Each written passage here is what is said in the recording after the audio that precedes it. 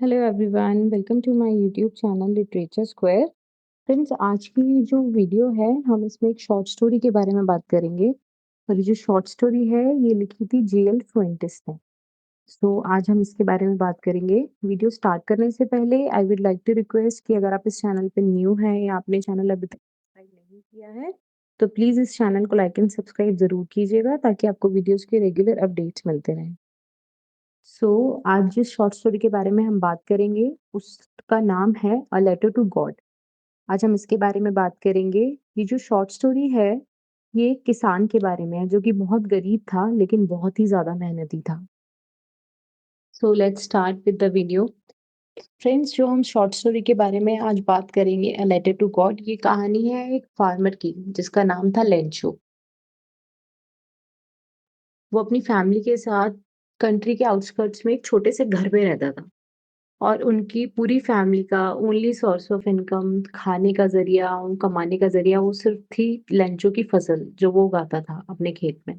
उसके अलावा उनकी फैमिली का कोई सोर्स ऑफ इनकम नहीं था। अब किसान के लिए सबसे ज़्यादा ज़रूरी क्या होता है? अच्छी बारिश। तो लेंचो वो नेचर को बहुत अच्छे से जानता था। तो जब अब उसकी फ़सल उग गई थी, अच्छी हो गई थी, उसकी फ़सल को ज़रूरत थी सिर्फ़ एक अच्छी बारिश की। तो एक दिन वो अपनी फैमिली के साथ बैठ के लंच कर रहा था। अब लैंचो नेचर को बहुत अच्छे से प्रिडिक्ट कर सकता था, क्योंकि नेचर में ही पला-बढ़ा था, फसल काटता था, किसान था, उसे नेचर के बारे में सब कुछ बहुत अच्छे से पता था। तो अपनी फैमिली के साथ जब वो लंच कर रहा था, तो उसने एकदम आसमान की तरफ देखा और अपनी वाइफ से बोला कि सबसे ज़्यादा मेरी फसल को ज़रूरत है बारिश की। अगर अच्छी बारिश मिल जाए, तो मेरी फसल बहुत अच्छे से उग जाएगी। और अभी मुझे लग रहा है कि शायद भगवान ने हमारी सुन ली, अच्छी बारिश होगी। क्योंकि उनका पूरा का पूरा घर, उनका पूरा का पूरा रहन-सहन सब उस बारिश पे डिपेंड करता था, क्योंकि बारिश होती तो उसकी फसल अच्छी होती तभी वो उसको मार्केट में जाके बेच सकता था। अब क्या हुआ, लेंचो ने इतना कहा ही था कि थोड़ी देर में बारिश शुरू हो गई। अब पूरी फैमिली बहुत खुश हो गई। लेंचो, उसकी वाइफ, उसके बच्चे वो सब खुशी से नाच रहे थे। लेंचो अपने घर से बाहर निकला, उसने बारिश में खड़ा हुआ, उसने उस बारिश को फ़ील करा क्योंकि उसको सबसे ज़्यादा ज़रूरत थी। अब दोस्तों, देखने की बात ये है कि उसने जो बारिश की जो बूँदें हैं, उसे कंपेयर किस चीज़ से करा है? सोने और चाँदी के सिक्कों से। अब आप खुद सोचिए, हम जैसे नॉर्मल लोगों को सोने और चाँदी के सिक्कों की कितनी वैल्यू है, क्योंकि हमें पता है वो कितने वैल्यूएबल हैं, उनसे हमें कितना पैसा मिल सकता है। तो लेंचो के लिए वो जो बारिश की बूँदें थी वो सोने-चाँदी के सिक्कों से कम नहीं थी, क्योंकि उसको पता था कि ये बारिश जो पड़ रही है ये मेरी फसल को इतने अच्छे से उगाएगी कि मैं अपना पूरा घर चला पाऊँगा पूरे साल। इससे पता चलता है कि एक किसान के लिए बारिश कितनी ज़्यादा ज़रूरत होती है। लेकिन लेंचो और उसके परिवार की खुशी बहुत ज़्यादा देर की थी नहीं, वो जल्द ही खत्म हो गई, क्योंकि देखते ही देखते जो वो बारिश थी जिसको देख के वो इतना खुश हो रहे थे, वो एक भयंकर तूफान में बदल गया। और ऐसा तूफान आया कि उसने सारी की सारी लेंचो की फसल खत्म कर दी। तूफान 1 घंटा, 2 घंटा चलता रहा। अब जब तूफान रुका तो लैंचो ने देखा उसका पूरा का पूरा खेत जो है वो खत्म हो चुका है। सारी की सारी फसल सब नष्ट हो चुकी है। लैंचो का बहुत दिल टूटा, वो लोग बहुत परेशान हुए। लैंचो ने बोला कि अगर मेरी फसल में कीड़े लग जाते तो भी इससे ज़्यादा कुछ छोड़ जाते, लेकिन ये तूफान तो सब कुछ खत्म कर गया। अब मैं क्या करूँगा? मैं कैसे अपना घर चलाऊँगा? मेरा रहने का, खाने का, सब चीज़ों का सहारा तो सिर्फ़ मेरी फसल ही थी। अब लैंचो के जो बीवी बच्चे थे वो भी बड़े परेशान हुए कि अब हम क्या करेंगे? लेकिन लैंचो जो था उसको थोड़ा-सा हिम्मत आई, क्योंकि उसको भगवान पे इतना भरोसा था कि इतना सब कुछ हो जाने के बाद भी भगवान कुछ उसके साथ गलत नहीं होने देंगे। उसको भगवान पे इतना स्ट्रॉन्ग बिलीव था। उसने सोचा कि अब इस मुसीबत की घड़ी में अगर कोई हमारी मदद कर सकता है तो वो है सिर्फ़ भगवान। तो दोस्तों, इसमें आप ये देखिए, इसमें लेंचो की इनोसेंसी दिखाई है। उसने क्या सोचा कि अब मैं भगवान को जाके एक लेटर लिखूँगा। उनसे कहूँगा कि भगवान, मुझे आप 100 पीसोस दे दो जिससे मैं अपनी फसल दोबारा उगा सकूँ और अपनी फैमिली का पेट भर सकूँ। और उसको ये अजीब भी नहीं लगा कि मैं भगवान को लेटर भेज रहा हूँ।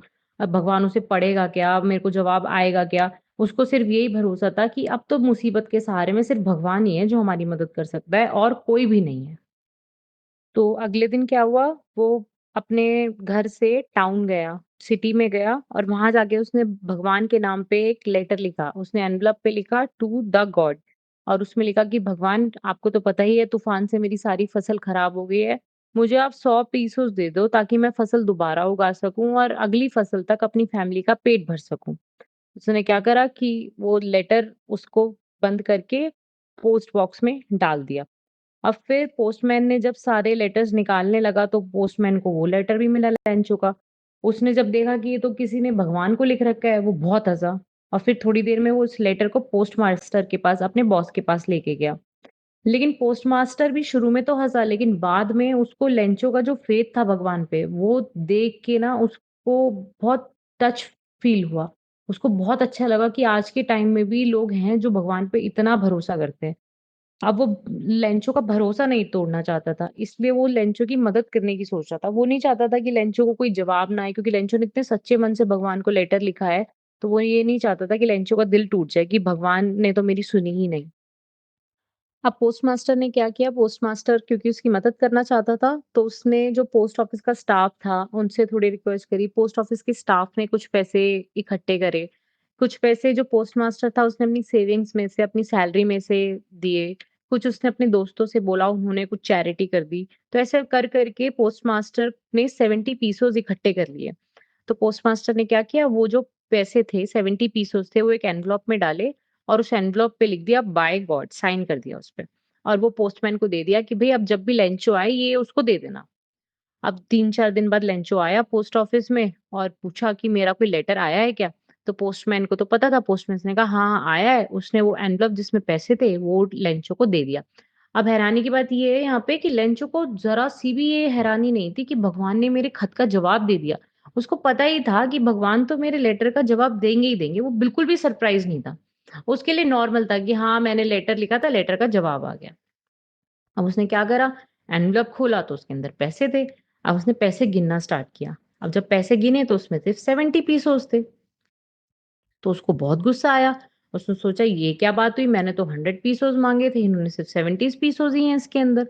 तो उसने कहा मैं अब एक दोबारा भगवान को एक लेटर लिखूँगा। वो ऐसे गुस्से में वापस पोस्ट ऑफिस की तरफ गया, वहाँ पे पेन पेपर लिया और उसने लिखा कि भगवान मुझे आपका लेटर तो मिल गया है, पैसे भी मिल गए हैं, लेकिन सिर्फ 70 पीसोज़ ही मिले हैं, 100 नहीं है, उसमें 30 पीसोज़ कम है। तो आप मेरे बाकी के 30 पीसोज़ भी भेज दो, लेकिन इस बारी पोस्ट ऑफिस से मत भेजना, क्योंकि पोस्ट ऑफिस के लोग जो हैं वो करप्ट और डिसऑनेस्ट हैं। उन्होंने मेरे 30 पीसों इसमें से चुरा लिए। अब ये आयरॉनिकल ट्विस्ट है कि जिन लोगों ने लेंचो की मदद करी, लेंचो उन्हीं पे ही मिसट्रस्ट कर रहा है कि इन्हीं लोगों ने मेरे पैसे चुराए होंगे। जबकि ये जो 70 पीसों लेंचो को मिले, ये भी पोस्ट ऑफिस वाले लोगों ने ही तो मदद करी थी ना उसकी।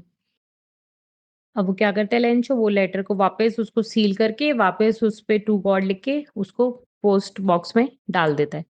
तो फ्रेंड्स इस स्टोरी में जो है, थीम जो है स्टोरी में, उसमें फेथ और इनोसेंस कि लेंचो को भगवान पे कितना फेथ था और वो कितना इनोसेंट था कि उसने भगवान को लेटर लिखा। काइंडनेस कि पोस्टमास्टर ने अपने तरफ से लेंचो की मदद करी जबकि उसको जानता भी नहीं था। आयरनी आयरनी क्या है इसके अंदर कि लेंचो ने उन्हीं लोगों पे मिसट्रस्ट किया जिन्होंने उसकी मदद करी। और बाकी हार्डशिप, लेंचो को इतना तकलीफ हुई, तूफ़ान से उसकी सारी क्रॉप्स और ये सब खत्म हो गया, लेकिन फिर भी उसने भगवान पे से अपना भरोसा नहीं उठाया।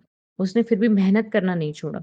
सो आई होप आपको ये स्टोरी समझ में आई होगी। इन केस आपको कोई भी डाउट है, तो आप कमेंट कर सकते हैं। वीडियो को लाइक एंड शेयर करना मत भूलिएगा। Thank you so much.